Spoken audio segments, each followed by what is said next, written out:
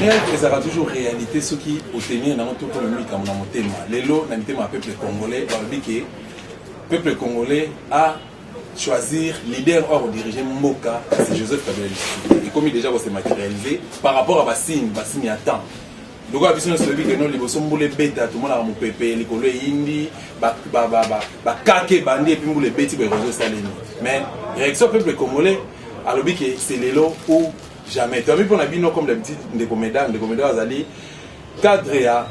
IDPS parti cher Etienne Tshisekedi ya Mulumba ska puis et le monde aye toujours sur na Italie ba funéraire Etienne Tshisekedi ya Mulumba comme il est comme une lettre morte akoya to ekoyate ba okunete ba olela wapi to ba okunda wapi conclave na kata IDPS ba msuba bi conclave ba msuba bi congrès mais ni nezali priorité pour nako ko longola IDPS ngata crise oyo ezali ko préoccuper ba membre ya parti politique Etienne Tshisekedi ya Mulumba paix à son âme paix ici sur le 30 juin 2017 57e anniversaire ya indépendance école Congo démocratique et l'équina méditation pourquoi Balobi Joseph Kabila azali malade azan hôpital nini pour que tout le tigé ne fils que flair topé novalgine igosala malam ndeko meda topé son bote mbote mena pandisa mbote balanga biso nyusi akati pe ya libanda voilà ndeko meda to kota na kati maman na masolo est-ce que vous deux statifié fumana na zali na sengo makasi zosta TV fungoma na zali na sengo makasi parce que segelenga peut-être kutuna yo dosta mais sango malamu zo yelangai dosta TV fungwami a na mboka surtout na libanda bandeko bazolanda ekozala malamu mosali malamu bayebaka ye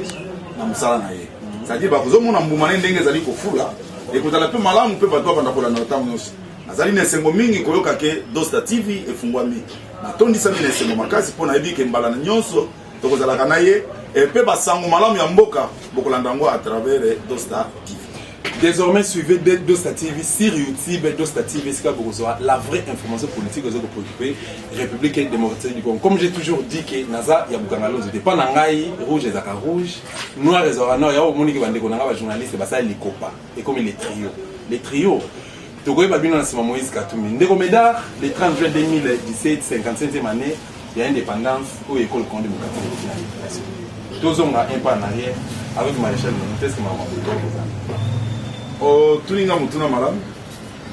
na likambo ya 30 juin soki olobi eleki na méditation oyo wapi soki mboka moko ete pouvoir wana evandi likolo ya makila méditation ezalaka te toyokana malamu nazali kolimbola yango kitoko bato makila ezotanga ya peuple congolais na lolenge nyonso yo koloba méditation bozotyola nzambe à travers bikelamu na ye oyo méditation euti wapi eza lokuta méditation 57 ans d'âge ya mboka na biso na indépendance ezali 57 ans ya kokundama na se Congo démocratique tozali komona banda 30 juin 1960 ti lelo mboka oyo ekamamaka te yango babengi ye mwana koli mais un gaillard 0 akoli wana RDC un gaillard 0 gaillard 0 te gaillard c'est-à-dire ozali koloba loba na ba dirigeant d'individu oyo balingi bamona bango na Congo démocratique lokola bango nde bato bazali kokamba bango te yango na ba dirigeant inutile tout ça na preuve na régime oyo ya suka oyo et c'est le tout dernier régime ya ba ingérence oyo bamusu bazoloba na ingérence à l'extérieur ingérence de l'extérieur mais ingérence na bango d'abord na ba nationalité na bango na lolenge na bango nde yango na régime ya suka yango yo abo bien mais Ndegomeda to kende fito zonga na bomutu quand même je sais pas malade to lukata na éviter peut-être le centre oyo azali ska wazo pour soigner de façon de tout qui n'a bénéfice que pour encourager pour souhaiter ba bonne guérison pour à reprendre un peu à Rimbo kanaï yé oyo azoko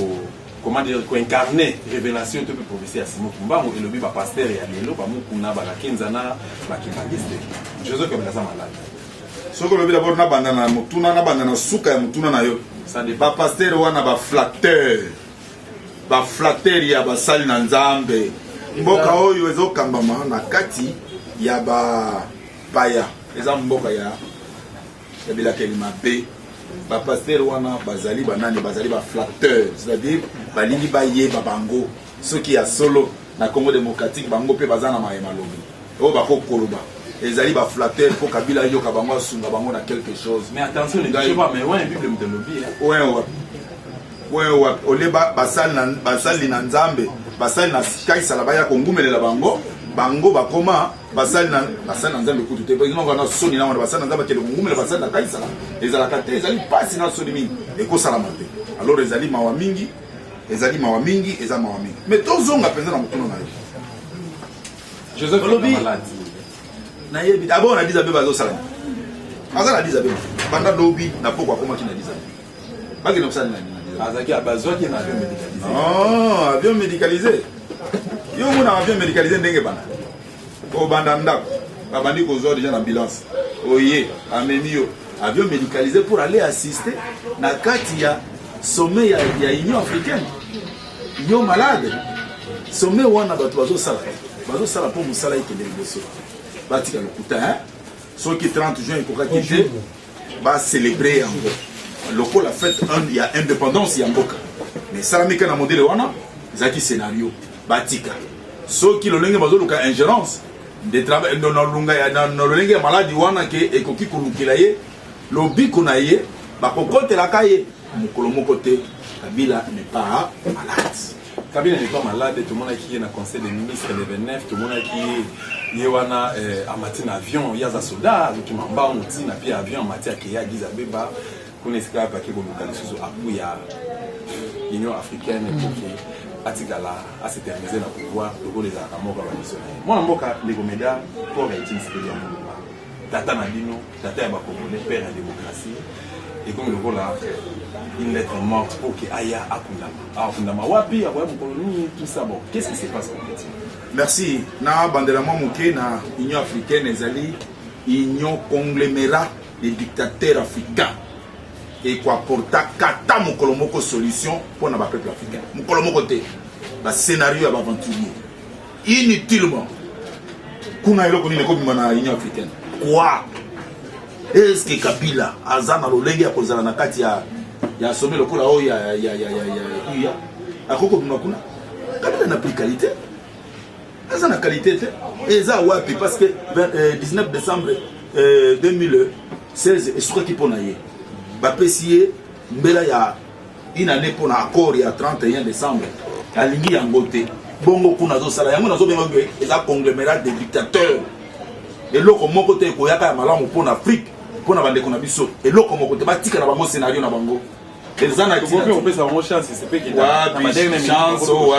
chance wapi et ko ya place nini ceux qui besoin ko respecter ba texte na bino te besoin to na ba d'un commun accord pour les amendements na ba na ni basala ba ke no koyoka kuna pona ko bimisa nini il se fait que ba ko traiter ba funérailles c'est qui di basala ba arrangement ni ko ba arrêter ba stratégie ba yebi pourquoi ils sont avec Kabila. Kabila est leur grand financier dans toutes les bêtises qui se passent en Afrique. Dans toutes les bêtises, c'est lui qui finance le président africain. Donc, c'est le président africain. L'Union africaine. Qui voit quoi? Mais le remonté, pas sur l'Afrique qu'ils ont subi. C'est parce qu'une mauvaise communauté. L'Union africaine, on a les Kamoya, président Nangaï, personnel, on a beaucoup de gens qui se on a dit songi bazo kanisake to bandaka ko uliaka ka mbongo na nzoto ya Etienne Tshisekedi wa Mulumba bongo lisusu te Etienne Tshisekedi azalaki esprit supérieur il faut toto ça yango soki bozo kanisake Etienne Tshisekedi valait na aventure d'une famille biologique d'une rencontre quelconque avec pour babi ke mbongo ko makuna to sala ngo basamo donc na bosi de yo sakana nzoto Etienne Tshisekedi sous le haut patronage ya Kabila pour Kundama. Et tu sais que Dieu wapi. Mais Joseph Kabila ça mon côté beaucoup quand vous voyez à l'objet que non bon ça va d'accord moi j'ai bien na tché combo na pesé na pour que Corée tout ça tout Kundama na mais il y a Etienne Tshisekedi na bomo inaye meeting ya suka awa meeting populaire oye sali ke batu ba trembler et balancer même l'eau qu'on a bango ya scénario ya OIA dialogue ya OIA Etienne Tshisekedi vivant 31 juillet Etienne Tshisekedi a balancé c'est-à-dire classe politique congolaise ya ba aventurier wana a balancé yango et que a bongo lelo oyo nani a ko to sa Etienne Tshisekedi te personnellement na lolenge o azali azo yebisa yo oyo ya kosala masano ke ngai nakenda oyo aliaki mbongo ya Mese Kabila mpona kokunda Etienne Tshisekedi akobimisa yango Mese Kabila namba kosenga ye zongisa mbongo na ngai soki bokokende kokunda papa na bino Etienne Tshisekedi to président na bino bokokunde na kimia nyonso na linyenya nyonso mais oyo alukaki mbongo na modele nzoto wana kokunda mate nzoto wana ezali ya bana mboka ba congolais pe ya parti politique na ye UDPS ndeto kokunda ye oyo nyonso akena mulili oyo nyonso akena lokuta oyo nyonso po akende ko sacrifier susu nzoto oya mwana mboka Etienne Tshisekedi ba kokuta na makambo ba esprit supérieur ndeko meda ozoloba oyo nyonso monani tengela biso koma mutu moko et puis mbongo azali combien na kotanga mutu te mais likambo ezali awa c'est une affaire de 2 millions quelques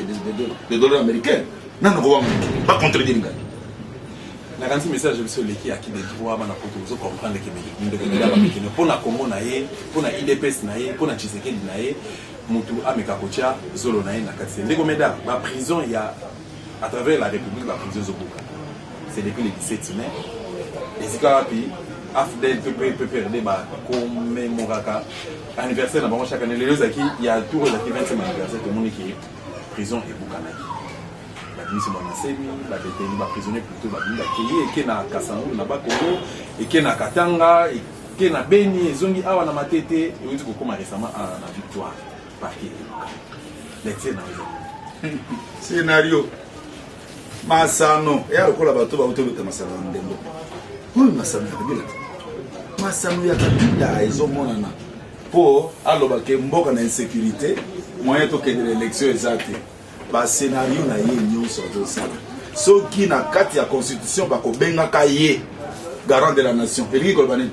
sécurisation ya mboka na territoire national eza na maboko nani na maboko na ye aboni bongo batungisaka ba prison basalaka ba scénario na bango awa na district awa na commune awa na parquet ya Kalamu awa na moi makasi basala scénario wana solité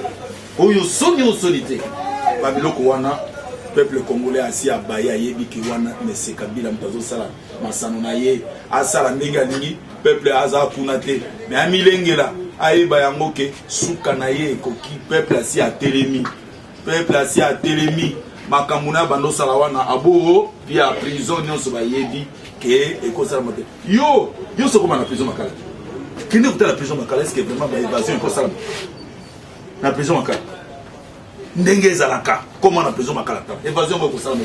mais attention ba militaire peut baza na kati ba militaire bazali bien formé ba obe kosala quelque chose yo za militaire bien formé ozana kati kuna ozana mundu kité ozana loko tezo justifier que ozana militaire ba boko na makolo libanda nde mutezo kengela yo na mundu na oyo nyonso ezali ke moyo tiata zolo exacte ki militaire no kuna mais évasion ezo salama yo muto na kati osali évasion obomi muto azana libanda oh boni ko posa ba na kanzi ba question nga ba réponse ezali ya mwana mboka ndeko meda bo ba na retirer ba leçon bo analyser ba réponse ndeko meda bo azali moko ba cadre ya UDPS parti cher ya Etienne Tshisekedi wa Mulumba ndeko meda ba sango ba lobi ke peuple congolais prévu vous en charge confère ou encore en référence l'article 64 de la Constitution au Joseph Kabila sur marché de Congo. Merci prenez-vous en charge personnellement moi na mboka Etienne Tshisekedi publiquement 31 juillet 2016. Zamala, Elmi Koloba, Namboka Nyonso Baoba, Azanakate.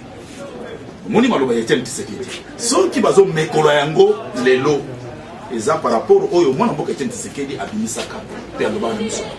Prenez-vous en charge. Basangope, Toko, c'est la malam, pour le peuple congolais. Et Sengeli que biso moko to se prendre en charge parce que na lolenge nyonso ko se kanambe alingite kasito memaye na lolenge oyo ke ezali revendication ya peuple congolais groupe ya batu lisanga ya batu mutu to individu basangani pote bazwa peuple en otage et Sengeli bongo te na article 64 de la constitution bongo na biso et Sengeli peuple en tellement pona ko tellement na likamano ko benga na bato lolenge wana ndenge pe tozo kende sikoyo ezali makambo lolenge wana c'est-à-dire monsieur Kanambe aza susu na tango te ke mboka Congo démocratique salama masano yango wana nde ba mumpe ba lobi bongo ezana tina parce que soki totali Congo démocratique 98% ezali lolenge ya ba mumpe ezana betelo ezana na bandako na nzambe ezana bisika nyonso na ba association ko muta ba mumpe bazali le kuna et soki ba lobi bongo ezali mapete ezali malamu pour interpellation et banda na bango moko bango mpe et ya na biso nyonso peuple congolais pour que totalement pour que mboka na biso Congo démocratique biso moko tozwango kuna na nzela ya nzela wana te tokokendaka na mapona mito mpona bao bokokamba Congo démocratique na mikolo lelo tomoni basigne ya kande tobaki na banela émission na biso Joseph Kabila outi Afrique décidé récemment à atterrir na Lubumbashi soki azali katangi bandekone ya katanga babwaki docteur ba base na ye esika basala ba miracle na lo ya élection babwaki ye bakomi ko emele même banzembo entre autres babiki no defa oyaka na swahili ngana kwa swahili na ko defa oyaka una ubebe supeni na ngwana bitankuira akena Uvira na mboka na ye ba oya ye ba yambi te ba bengani ba lapide même de comédien alerti ne kozala ni na tina merci mutuna kitoko omoni scénario omoni mabe tozolo ba ka lokuta nde mabe mboka ekambamaka na masango te mboka ekambamaka na lokuta te ozoboma ozosala nyonso olingi osala na mboka me lelo oyo yango ezomona lelo oyo ezoteyama bato nyonso bazomona babanda kokosa bato ke non katanga précisément Lubumbashi fief na bango fief bakomi kotelemela yo bakomi kobamba mabanga elingi koloba nini ke oza ya bango te parce que soki ozalaki ngai nazali congolais lelo bokonzi epesemeli ngai mpo nakamba bana ya mboka na ngai mpo nakamba mboka na ngai Congo démocratique nabanda koboma bango nabanda kolalisa bango nzala bana batangaka te pasi ekoti na mboka ya solo ngai nazali mwana mboka wana est-ce que nazali mwana mboka wana ata nazwaki pouvoir na lolenge ya molili nazali mwana mboka wana mpo makili ezotangama eza ya bana mboka wana soki makambo nazosala ya solo nazali mwana mboka wana omoni makambo place ekomi eloko nyonso ezalaka na ebandeli na suka balingi koloba boye elingi koloba na mboka na biso Congo démocratique esika moko te mpo lobi babandaki kovote ata na esika moko te ezali élection ya 2006 élection ya 2011 place moko te M. Kabila batikalaki kovote ye ata kuna na Lubumbashi wana bazokokosa oyo ezalaki fief na ye ata bisika nyonso esika avanda na Congo démocratique ata esika moko te batikalaki kovote ye nde conséquence oyo ya kosalaka mabe na communauté internationale bamona moto oyo mbuma na bango oyo babanda koimposer peuple congolais tala soro sikoyo conséquence eza epai na bango tala yango sikoyo elakisa bango mpe eteya bango ke mabe ezalaka malamu te balobaka sembo peuple azali souverain c'est-à-dire peuple nde moto azosala désignation ya choix ya vote na motu ya kokamba ye eza lolenge oyo te à chaque fois le Congo bato bandaki kosubir baconséquence ya imposition ya badirigeant ya mboka lelo oyo kanambe azali kofuta yango epe ezali koyokisa soni na communauté internationale makambo bandosala mpona mboka na biso Congo démocratique soni nango yango nana kowanga yango nana kwango akowa nango lisusu maloba ndeko medang na kati ya IDPS lelo kosekoti toyoki conclave ezoko congrès plutôt ezokosalema oyo ebengami epai ya Jean-Marc Kabundi secrétaire général ya IDPS secrétaire général na bino ya IDPS congrès ezokosalema mais toleki en passant d'une manière informelle epai ya Valentin Mubaki toliki conclave esengeli esalema mais kana kopesa biso précision na conclave na congrès nini ekozala priorité mpona koloa kodécanter IDPS ngata crise oyo bozo kokonaitre utaliwa ya mokonzi na bino ya bato. Merci mwana mboka na tondi kutondi mingi na mutuna na yo eyano ezali nango ya pete ya makasi te ozomona tozokamwa bato mosusu soki bakende kolokota bango wapi ba secrétaire général soni oyo tozokosubir na kati na IDPS na crise oyo soki azalaki ya solo membre ya IDPS un véritable combattant de l'IDPS ete na ntango nyonso aza na batexte leko na biso mingi statut ya parti buzoba oyo eleki awa tolinga kokende na yango te mpo na nini mpo na boye intérim ya président na biso Etienne Tshisekedi eza kaka ya sanza moko na sanza moko wana elingi ezala nini baorgane misato ezali secrétariat général ezali commission électorale permanente CEP mpe ezali convention démocratique bango misato oyo ya baorgane oyo bazali kosangana na sanza moko na sanza moko wana ntango basangani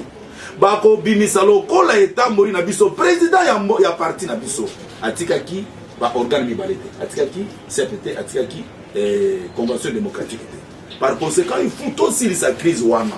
tokoloba bon lokola président tiki yango te mais batexte ya parti na biso esengeli tozala nsima nango lokola eza te il faut tokende na conclave na lombango nyonso po te intérim ya président na biso est débordé te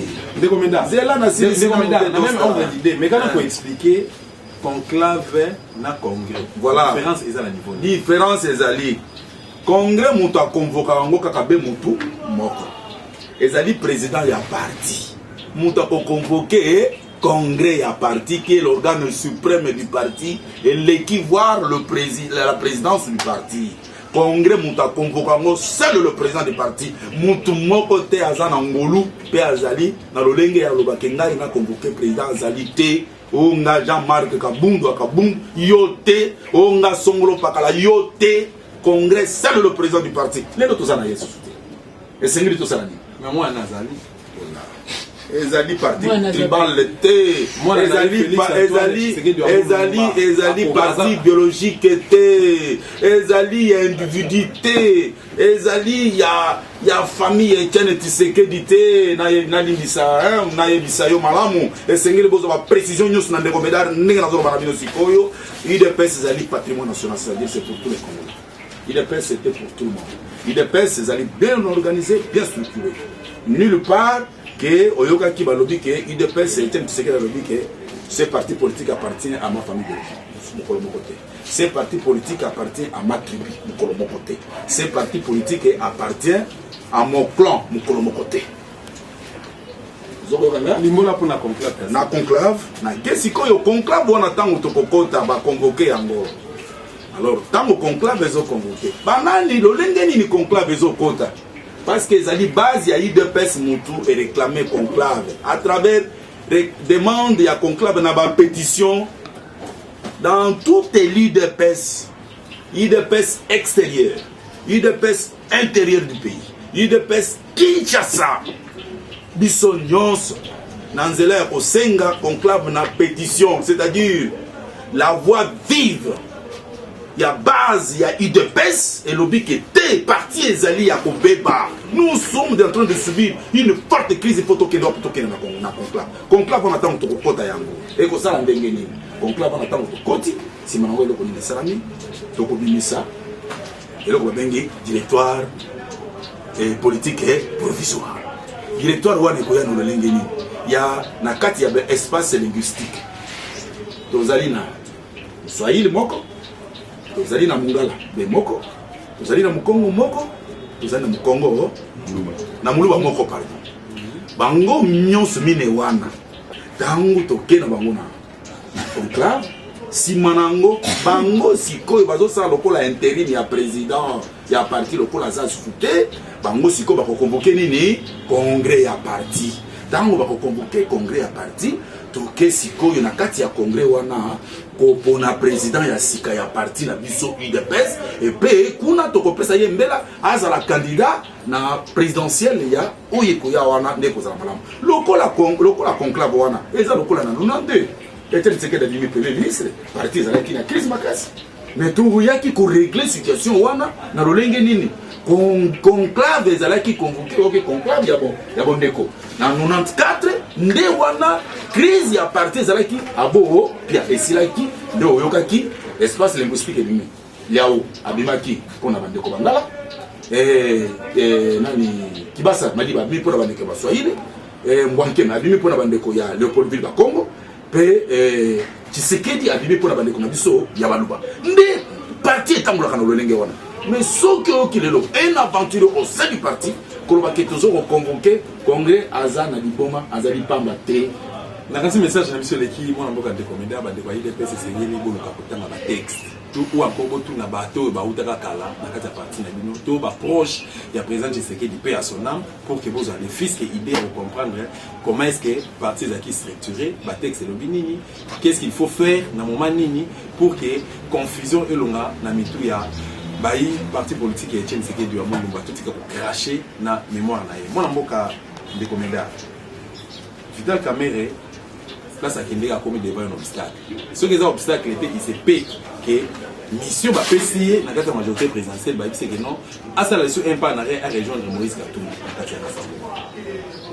réaction les amis par rapport à merci bon ça le botal la lisano wana lisano ya batu yo bazati na te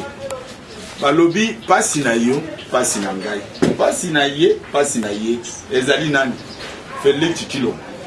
ezali Moïse Soriano ezali Vital Kamerhe botika kwambrie peuple congolais Vital ceux qui place na yo ekokite zonga esika bino bozali nazali ko avertir bino les tout dernier régime il y a infiltration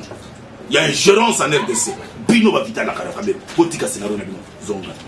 d'abord il n'a jamais été opposant par rapport à qui à kozalaka opposant aya kozonga les sous na makolo nga na kende na rassemblement mwana yebisa kibino que rassemblement lokola mwana mboka Etienne Tshisekedi azate tout le monde se réunissait autour d'Etienne Tshisekedi Etienne Tshisekedi azate tina na bango rassemblement bazo rapporter nini na Congo démocratique Etienne Tshisekedi azate yé Vital Kamerhe tu as appuyé Kabila certains kabilistes fabriquaient de toutes pièces Vital Kamerhe na zantina na mais les gars en opposition wapi Vital Kamerhe awa na dialogue il y a octobre 2015 il s'est fait au gloire d'un roi les loyo et simbi sous soutien à ko sala suma sala koto et mani ngini bango misato Moïse Tshilombo na Vital Kamerhe Congo démocratique et boy masana Congo démocratique tozo kende siko na nzela ya sembo pe ya solo lokola bino bolingi masama sanoto botozo kende na bantu wana te bototika parce que pasi na ngai pasi na elingi lo bani elingi ko bani bango to sala kya na mona non elingi ko baki no l'union fait la force tout sangana pour tout décabiliser Congo na lokuta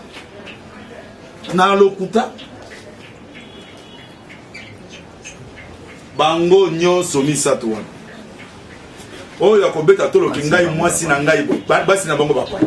Soriano mwasi na ye mwasi na ye soki burundaise Catherine ya koyebisa na boko oyo mususu abandi ne nyete tia ke koluka mwasi ya musicien nan wana nan asi Vital Kamerhe yoko yebisa nga baka mususu Vital Kamerhe yebisa nga likam lokola ndeko na ngai Félix mwasi na ekolonie yoko yebisa nga oh là pesa information pour na pesa information nini mboka oyo Congo démocratique même parti de pesa to sala nango masanote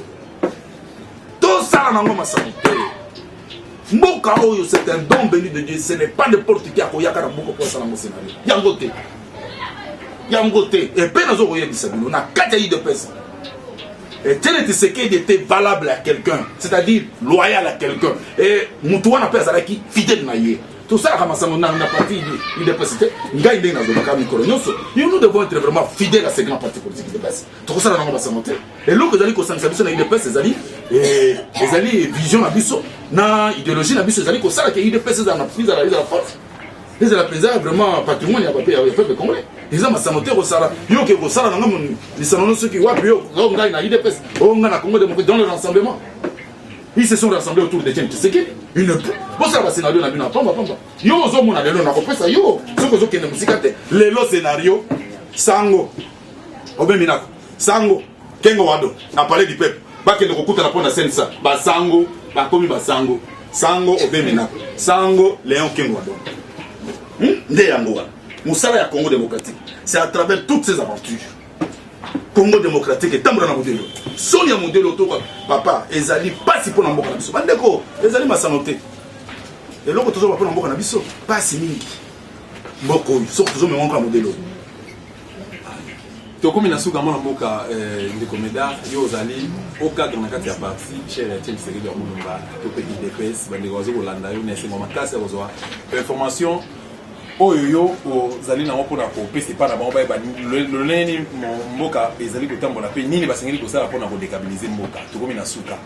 mwana mboka dekobeda bandeko batinga na tuna motune ya suka ya moyo bazana posa bomo na Félix Antoine Tshilombo Tshisekedi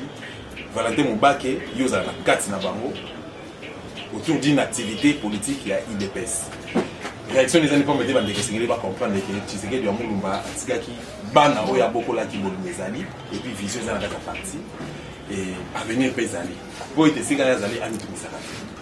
Voilà. na kati ya conclave soki toza ba membre ya IDPS soki toza fidèle na IDPS parti na biso soki tolingi fonctionnement ya parti crise to décanter yango na kati ya parti na fonctionnement nango politiquement to se retrouver biso nyonso na wapi na kati ya conclave oyo ezali convoqué par la base de l'IDPS ngai naza membre ya IDPS mwana mboka Valentin Mubaki membre ya IDPS Félix Chilombo membre ya IDPS tokuta na biso nyonso na kati ya conclave pour crise na biso esala nini esila mais soki oyo elongi kuna na modele wana na modele nana convoqué conclave oh conclave na lobby base montesali yango na pétition en réclamant que crise politique esala nini esila bon ndeko meda soki ezo revenir epa na yo yo ozala na kati kende pa ndeko Mbaki sala bainvitation otikeli ndeko Mbaki otikeli Chilombo oluki lie moko ezata na terrain net soki baboyi bokoma na permanence de façon que mambo eleka ndenge akimia ndeko na ngai maloba kitoko ya mituna ozokuna ngai namoni kutu tina émission oyo esila noki te parce que eza na tina ozokona ngai elingi koloba boye soki tokose rencontre biso nyonso na lisanga moko mwana mboka Etienne Tshisekedi mpe na son âme na leli na mokolo na mboka apesi mission mibale na kabundu ya kabundu esengeli IDPS bosalelanga mosala oyo bino wana awuti konome Kabundu secrétaire général adjoint Félix Chilombo alobi unité na départ ya M. Kabila Félix a craché sur unité ce qui unité c'est sa chute donc il y a eu sanga bato modèle wana bato na bango Etienne Tshisekedi vivant Etienne Tshisekedi vivant yango nozomona IDPS ezali kotepa et que débrouiller ezo simba na ngambo Kabila ba iso yo kuyebisanga bato lokola ba msusu oyo ba yelelo nani Chikoko au sein de l'IDPS on a IDPS comme membre IDPS boyamba oyo masano wana auti awana auti na PPRD yo kate auti na PPRD aye na MLC lelo na kati ya IDPS donc Kabila comme militaire on a travers ba Chikoko quel IDPS oyo masano bango nyonso IDPS adhésion tango sama yo na texte na yo na base na yo zonga banda kozala membre ya IDPS kuna nga mokolo na kota kina IDPS mona na bilili to ye Jean-Marc mokolo kota kana IDPS mona na bilili boni masano ya modèle oyo et yo kisabiso IDPS soni et pezali kota de ce que ce n'est pas ça ezali scénario ya pouvoir zo makambo na zokoloba c'est très sérieux pour l'IDPS et au médaille de monsieur si la ndenge ni bokoba c'est bokoba pour na moni ba question na bine silité il fallait peuple congolais à travers le grand parti politique IDPS to limbola kitoko po bato baeba parce que zo kanisa kito sala masa te IDPS éliqué à peuple congolais pour na ko bikisa Congo pe ko kangola Congo na crise tozali na ngo ezaka ka IDPS amoni parti politique ni social et oui eza pe wa comme na ngopeli to pesa merci ngai na ko pesa bino merci mais singele pe na loba ata le loba so da po ozama na zali na maloba ndeko ezali maloba mingi pona ko yokisa motema ya peuple congolais à travers ngai passe ya modèle 57 ans d'âge IDPS 37 ans d'existence toujours zongo lokola moi je regrette ndeko meda à mon père fondateur la réalisateur va tirer 2 minutes pour la révélation 57 ans d'âge il y a RDC IDPS 37 ans plus 20 ans AFDEL donc plus 20 ans AFDEL na habité 35 ans na lobby AFDEL to kenen na AFDEL un Congo le grand Congo un pays dans une crise ne peut jamais être libéré à travers une arme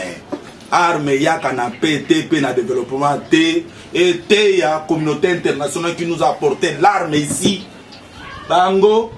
yango bako subir conséquences ya terrorisme kuna pa na bango ba sincérité Kabila est en train de faire Kabila est en train de mater surtout nyonso to yoka na Kabila zo sakana bango et c'est tomoni ba loboli noki parce que ils étaient très favoris Kabila était très favori pour na bango yango de bazo ko bisa or que ceux qui zaki mutu musu ko ba na mikolo était donc ko na kata Congo démocratique pour na ni baza sincérité 57 ans d'âge tout le Congolais à 57 ans d'âge aux autres mon bango et banda tango ya Mobutu bazo kolela et de la tango ya Laurent Désiré Kabila scénario na scénario et de la oh écoute n'en parlons même pas kanambe La question ba question zaki na ba réponse zaki à moi en cadre de comédien azali au cadre toujours appelé à Etienne il est pèse parti chez Etienne Tshisekedi de Mulumba fait à son âme escale plutôt échelonné par rapport à la société politique de l'air et c'est possible de noter c'est possible de noter bolimbi sangai boza obligé à procéder pourquoi parce que na garda qui silence et moment donné na lobaki et qui stratégique hein botu na bango pour nani motema mbe na bato botu na bango bazo ko banga nini dosta le peuple d'abord na réapparaître ma question aux préoccupés République démocratique du Congo politiquement information politique nion sona o ba tous à travers Dosta TV pour vous avoir des comédiens on bâti na lingina bakisa bandeko ya ba institution ya droit de l'homme bisika bazana libanda ya mboka de kolenge mwasi Nodel Kiwoko Ngonkama place azali oya komona ye babatela ye pour l'hypothèse na ye place ezalaki pe eza en débandade des hommes na tête c'est-à-dire les années bah événement le 19 septembre 2016 tile loyo elenge mwasi wana azomona na tête to éviter isika ozala Nodel Kiwoko Ngonkama isika azali bandeko bako tala mwana wana so bamoni babatela ye na kimia nyonso droit de l'homme international et batela mobeko ya Genève na droit de l'homme babatela elenge mwasi vraiment nazana ko batela na semikaka bandeko na biso ya kati pe ya libanda to za biso sanga moko eza likambo ya kofinga te c'est rester réellement na kati ya bosolo pe bosembo ya IDPS pe ya Congo démocratique oyo ezali donc béni ya Nzambe biso nyonso moko to kanga moko na biso na message de l'équipe mon mboka de comédien ngana profiter na pesa merci na ndeko alors zaki na prise de vie merci na Magaiver na ngambo ya montage merci na maman Christine Mutombo maman na se ya mai na biso mbote de comédien yeyo na nso moni réflexion pe ba réaction na ye merci encore une fois na ya na Catherine hein les États-Unis d'Amérique merci na bino nyonso Melanie Mumba Guilhem Barabula, bino nyonso pe a son âme master nanga sous le mbungu na Brésil na Rio de Janeiro. Nazo zanga moya kolela yo Clary, madame Rachel Peko na biso mbote belé. Donc c'est le peuple d'abord yeyo masolo ezongi. Bye bye.